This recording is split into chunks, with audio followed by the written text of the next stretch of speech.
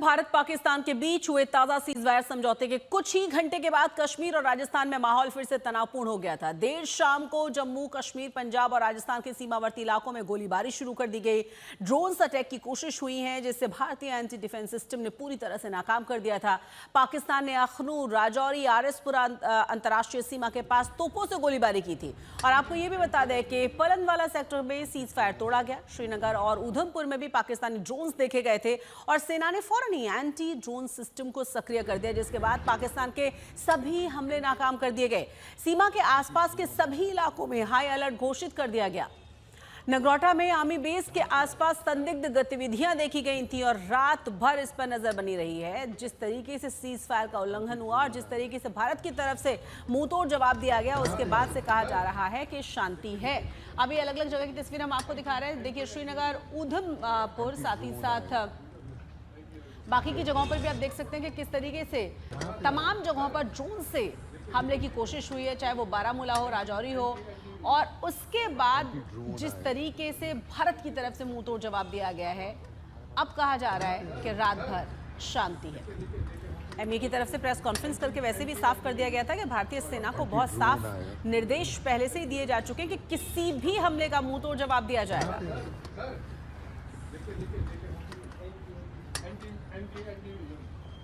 Anti drone आया।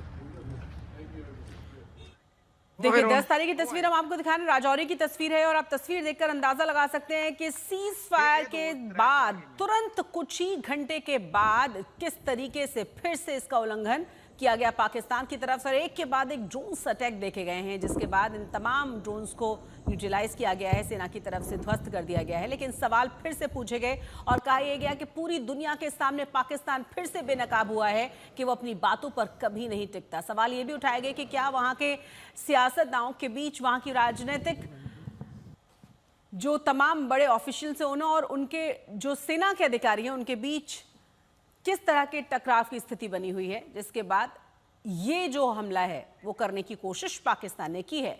आतंकवाद के खिलाफ भारत के ऑपरेशन सिंदूर से पाकिस्तान बौखलाया हुआ है और सीमावर्ती इलाकों में लगातार निशाना बनाने की उसकी तरफ से कोशिश हो रही है। बार बार भारतीय सेना को परेशान करने की कोशिश जरूर कर रहा है पाकिस्तान, लेकिन मुंह की खानी पड़ रही है। और पाकिस्तान लेकिन बावजूद इसके बाज आता हुआ नजर नहीं आया। सरकार ने साफ कर दिया है कि भारत पाकिस्तान की हर साजिश का मुंहतोड़ जवाब देगा। सेना को एक्शन के लिए खुली छूट दे दी गई है।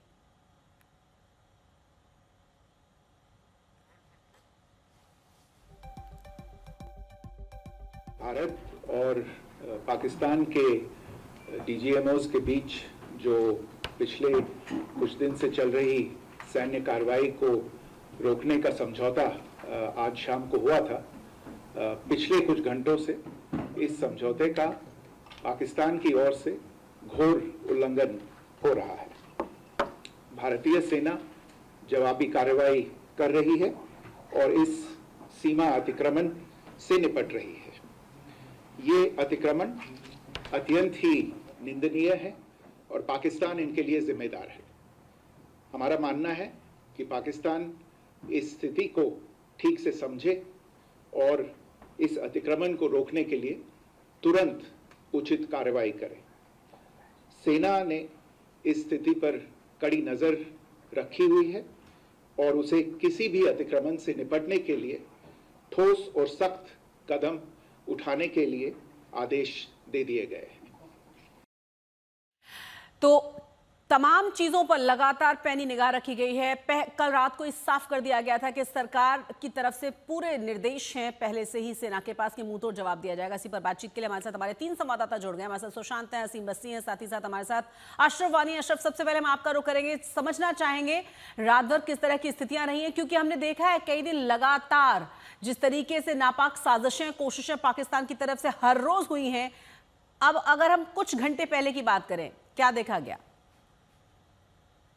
दरअसल पूरी तरह से रात में शांति थी। जैसे आपने शशि कहा, मैं इस वक्त श्रीनगर में हूँ। यहाँ पिछले 2 दिन के दौरान खासतौर से बहुत तनाव बना हुआ था, लेकिन कल शाम को जो ही भारत की तरफ से घोषणा की गई कि अब भारत और पाकिस्तान के बीच युद्ध विराम हो गया है, लोगों ने राहत की सांस ली और कई जगहों पर लोगों ने यहाँ तक खुशी मनाई। खासतौर से नियंत्रण रेखा से जो सटे इलाके हैं, जो सबसे ज्यादा प्रभावित किसी भी गोलाबारी में भारत और पाकिस्तान के बीच हो जाते हैं और उनको नुकसान होता है, वो मारे जाते हैं।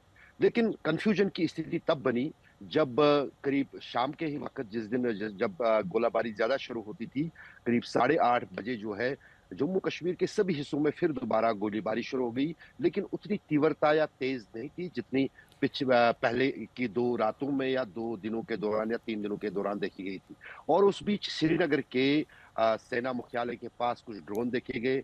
हमने लगातार अपडेट किया आज तक पर, इंडिया टुडे पर, लेकिन उस बीच जो कन्फ्यूजन की स्थिति ये बनी कि कन्फ्यूजन जो है कहीं न कहीं भारत के अलग-अलग एजेंसीज़ और सुरक्षा एजेंसीज़ के बीच में भी दिखा कि क्या ये युद्ध विराम है, क्या ये कोई चाल है, साजिश है। तो जी। बहरहाल बाद में फिर इस तस्वीर को विदेश सचिव मिस्री ने साफ कर दिया हम्म। और ज़ाहिर है कि तब से जो है पूरी तरह से सीज़ फायर का पालन हो रहा है।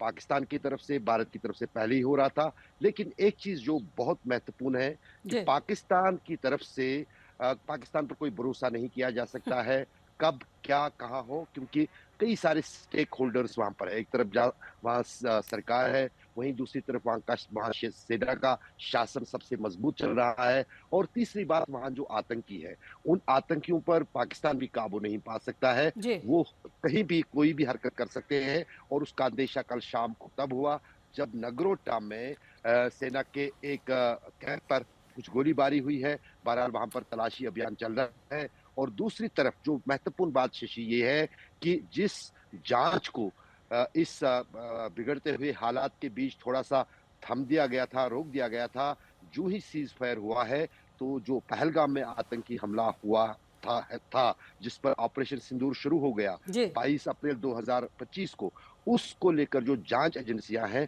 उन्होंने आज सुबह से ही जांच की प्रक्रिया जो है, वो तेज कर दी है। तलाशी अभियान जो पहलगाम के आसपास जंगलों में है, वो भी चल रहा है और इस वक़्त जबकि दक्षिणी कश्मीर जो है, कई जगहों पर जम्मू कश्मीर पुलिस की स्पेशल इन्वेस्टिगेशन टीम, जिसको एसआईए कहते हैं, वो छापे मार रही है। आप बने रहे हमारे साथ। जैसे कि मैं सो रहा हूँ तो पिताजी को जगाना है मुझे, तो वो डायरेक्ट उठाने के बजाय, और हिंसा की परंपरा मेरे यहाँ नहीं थी सौभाग्य से, तो वो क्या करते थे कि उस कमरे में आ जाएंगे या बाहर से गुजरेंगे और चौपाई बोलेंगे, प्रात काल उठ गए रघुनाथा